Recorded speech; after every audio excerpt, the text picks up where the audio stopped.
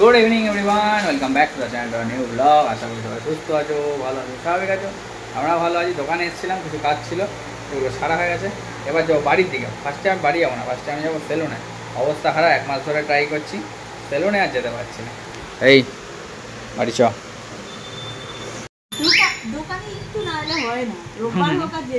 ভালো লাগে না, হ্যাঁ তারপর ওপর থেকে খুলে দিই।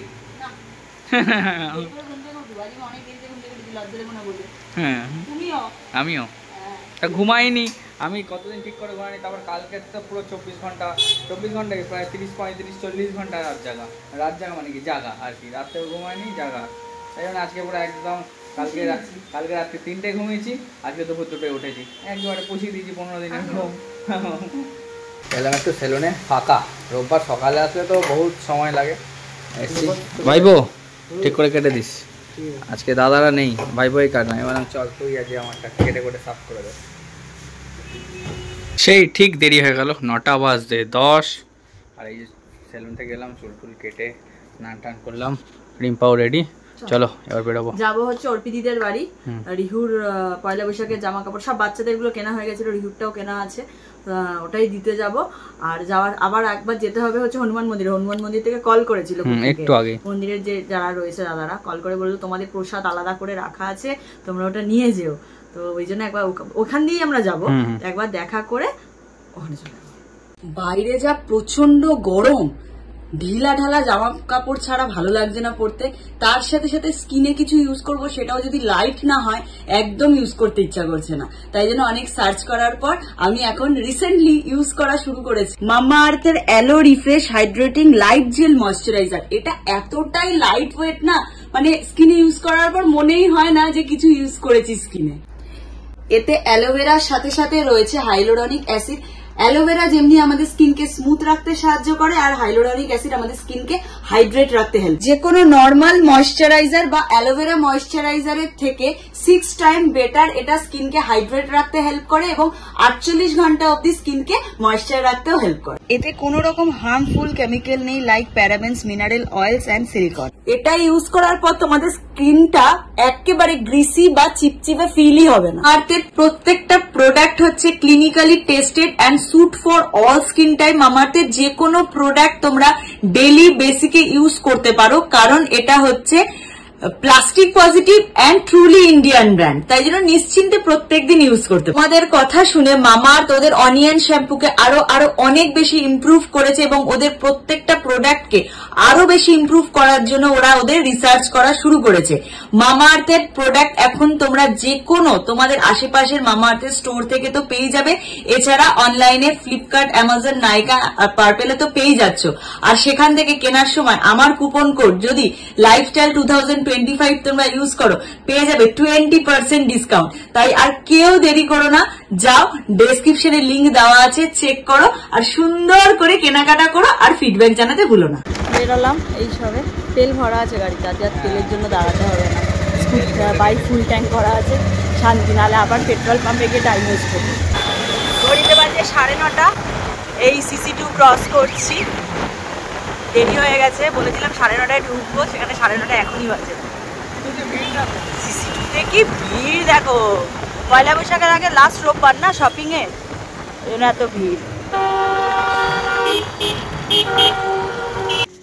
আজকে হিসাব করলাম সেই 23শে ডিসেম্বর সৌহার্দ্যদের সাথে দেখা হয়েছিল, আমরা একসাথে 4 জন মিলে পার্ক স্ট্রিট গেছিলাম, রিহু ছিল, পার্ক স্ট্রিটে গেছিলাম। তারপর আজকে 4 মাস বাদে আবার ওদের সাথে দেখা বা ওদের বাড়িতে আসা। রাস্তাতেই ওদের সাথে আবার দেখা হয়ে গেছিলো আমাদের ওয়েস্ট সাইডে একবার। ওরা বললো তোরা আমরা যাচ্ছি, তোরা আয়। আল্লাহ হ্যাঁ যাও তোমরা, আমরা যাচ্ছি। এখন এই পৌঁছালাম, গাড়ি রাখা হয়ে গেছে, এখন ওপরে যাবো। এই 23শে ডিসেম্বর দেখা হয়েছিল। 23শে ডিসেম্বর দেখা হয়নি। হ্যাঁ ঘুরতে গেলাম আমরা পার্ক স্ট্রিট সবাই, আমার বার্থডেতে।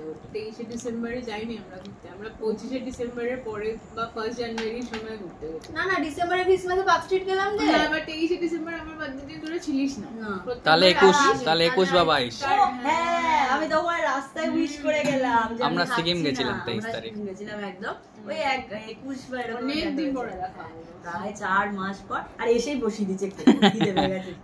হ্যাঁ আমি আগে খেয়ে নে তারপরে কথা বলবো। আমি জানি যে দিদির যেটা পছন্দ হবে, বলছি তুই নাইটি দিবি, আমি আশা করি। আমি তো ভাবলাম আমার সামারে ওদের আর গোপালি দেখাতে আমার সামার শর্ট হয়ে যায়। হ্যাঁ ঠিক আছে, নাইটি না কুর্তি এসে ঠিক আছে, ঠিক আছে, নাইটিও আসবে, ঠিক আছে, নো প্রবলেম, নাইটিও আসবে, নো ঠিক আছে, প্রবলেম। ফটোর বানাবো, হ্যাঁ ফোটারে পাঠিয়ে দেবো। কারণ আবার কবে আসবো। সেই কোন 12টা 20, অনেকদিন বাদে দেখা হচ্ছে, তাই গল্প গুজব করতে করতে অনেকটা সময় কেটে গেল, এখন বুঝতে পারলাম না।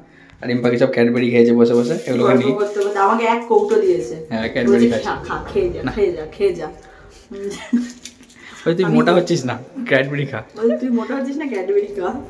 এই যে আমার এই চকলেট খেতে আরো দিয়েছে, দাঁড়াও দেখাচ্ছি আমি, বাড়ি গিয়ে দেখাবো। হ্যাঁ, অনেক কিছু।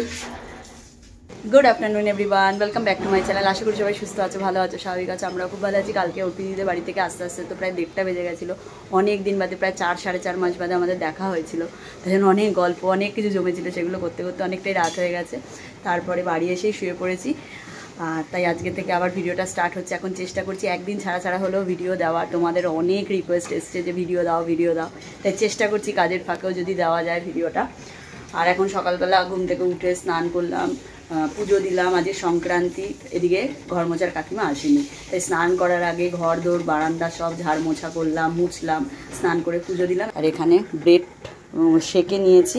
আর এই যে ছোট ছোট কিউব বাটার, একটা কুটির একটা আমার, দুজনের হয়ে যাবে। খেয়ে এখন দোকানে বেরোবো। ও স্যার, আজকেই আপনি পয়লা বৈশাখের জন্য নতুন প্যান্ট পরে নিয়েছেন? নতুন মানে কি পরে নিলাম, এমনি কিনেছিলাম সবসময় পরার জন্য। এখানে আপনার কি হয়েছে দাদা? আমার এখানে হচ্ছে খুচরো পাপ। চলো, দোকানে কাস্টমার ছিল, ওরা সামলাচ্ছে, আমি এতক্ষণ ছিলাম, খুচরো গোডাউনে ছিল। এই জাস্ট একটু ফাঁকা হয়েছে, আমি বেরোলাম। একটু যাবো হচ্ছে ডায়মন্ড প্লাজা, প্যান্টটা লুজে। দিয়া একটা কুর্তি দিয়েছে পয়লা বৈশাখ, ওটা একটুখানি প্রবলেম হচ্ছে সাইজে, ওইটা চেঞ্জ করবো। আর একটা প্যান্ট চেঞ্জ করার আছে, ওটাও করবো। প্যান্টালুন্সের কাজ কমপ্লিট, এবার যেতে হবে ম্যাক্সে। ম্যাক্সে একটা এক্সচেঞ্জ আছে, করে তারপর আবার দোকান। এখন অফার চলছে, অফার।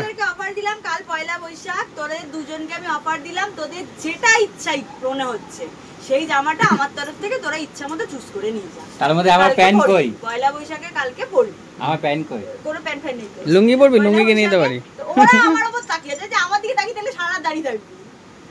দেখি তো, চলো তো নতুন টু পিস কি ঢুকেছে। ও গোডাউনে মাল, গোডাউনে মাল দেখলে অবাক হয়ে যাবি, গোডাউন ভর্তি মাল। আচ্ছা ঠিক আছে, না না নতুন মাল নেব। নতুন মাল আগে বিক্রি না, আগে বিক্রি না করে কাস্টমারকে ছাড়ো, তারপরে আগে এখান থেকে। গিফট হয়েছে? হ্যাঁ হ্যাঁ, আমরা দিদি পছন্দ করে নিয়েছি, আমাকে দিদি পছন্দ করে দিয়েছে। ও পছন্দ করতে পারছে না, ও 3 পিস নেবে। হ্যাঁ তাই বললাম পয়লা বৈশাখ তো একটু হালকা কালারের কিছু নেবে, একটা অরেঞ্জ। কালকে দুজন পরে আসবে, তখন দেখাবো। আচ্ছা ঠিক আছে, কালকে পরে আসবো। ওকে। টাটা। কেউ আসবে না, মিষ্টি নিয়ে আসবে। ঘড়িতে বাজে 1:07। এই যে দোকান বন্ধ করলাম। আর এই দেখো আমাদের কত পাহারাদার, তাই না গুট্টি? চলো আর বাড়ি যেতে হবে। সকাল সকাল আসবো। সবাইকে জানাই শুভ নববর্ষ। প্রণাম নিও বড়রা, ভালোবাসা দিও, আশীর্বাদ করো যেন আরো এগোতে পারি জীবনে। আর কিছু না, সৎ পথে থেকে।